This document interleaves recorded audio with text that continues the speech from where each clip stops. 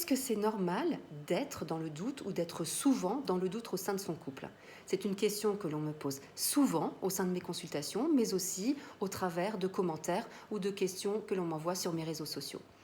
Alors là, je vais vous donner une réponse qui va peut-être en surprendre plus d'un, mais oui, c'est tout à fait normal. En tant que thérapeute de couple, je veux vraiment, par l'intermédiaire de ce poste, vous rassurer. Les doutes sont une partie naturelle de toutes les relations. Alors, pourquoi ils subviennent? Comment les aborder? Je vous dis tout dans cette vidéo. Tout d'abord, les émotions fluctuent. Nos sentiments ne sont pas constants et il est normal de traverser des périodes de doute, surtout face aux défis et aux transitions que nous pouvons rencontrer au cours de notre vie. Deuxièmement, les questions de croissance personnelle. En évoluant individuellement, nos besoins, nos attentes peuvent changer, peuvent devenir différents de ceux de notre partenaire, peuvent être identiques mais à des niveaux différents. Et donc ces changements peuvent parfois susciter des incertitudes, des craintes et des doutes au sein de la relation. Troisièmement, la communication. Les malentendus, un manque de communication peuvent bien évidemment alimenter les doutes. Dans ces cas-là, je vous invite vraiment à parler ouvertement, de manière authentique avec votre partenaire pour exprimer vos ressentis, vos craintes, vos attentes, vos besoins, parce que tout cela va peut-être parvenir à dissiper les inquiétudes que vous ressentez. Quatrièmement, les pressions extérieures. Les opinions des amis, de la famille, de la société peuvent bien évidemment influencer nos sentiments et influencent, sans qu'on veuille vraiment, influencent nos sentiments ou la vision que l'on peut avoir de notre relation. Et donc il est crucial, pour éviter ce biais, c'est de se concentrer sur ce que nous ressentons vraiment. Voilà, se concentrer sur notre cœur, sur nos émotions, plutôt que de se laisser disperser ou influencer par l'environnement.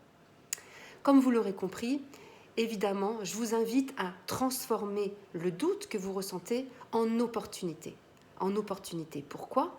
Pour utiliser ces moments de doute pour mieux vous concentrer, venir en introspection, pour essayer d'identifier ou de comprendre vos besoins qui ne sont pas par exemple comblés et qui font que vous êtes dans le doute, vos attentes, les besoins de votre partenaire. Et donc vous comprendrez bien que la communication authentique, l'écoute, des besoins réciproques, des ressentis réciproques, le fait d'essayer de mieux gérer les désaccords, les conflits et le respect mutuel sont bien évidemment la clé de cette transformation. Enfin, je vous rappelle que chaque couple est unique. Les doutes ne signifient pas nécessairement que quelque chose ne va pas, mais que simplement vous êtes un être humain fluctuant, en évolution perpétuelle. Et donc prenez le temps de vous reconnecter et de renforcer votre lien au sein de la relation, en passant des moments de qualité, en ayant des démonstrations d'amour, en ayant des temps d'écoute, en ayant de l'attention l'un envers l'autre. Et si après toutes ces réflexions, vous doutez toujours de vos sentiments et de votre relation, vous pouvez aussi vous faire accompagner par un professionnel si cela peut vous aider à y voir plus clair. Et puis enfin, je me permets aussi de rajouter qu'il est important aussi de se faire confiance personnellement, d'écouter sa voix interne, c'est sa petite voix, c'est-à-dire ses ressentis, et que quelquefois mettre un terme à une relation peut aussi être une possibilité non négligeable et à envisager, voire à acter, si c'est ce dont vous avez besoin in fine. Voilà, j'espère vous avoir un petit peu apporté des informations au sein de cette vidéo et n'hésitez pas à interagir avec moi dans les commentaires.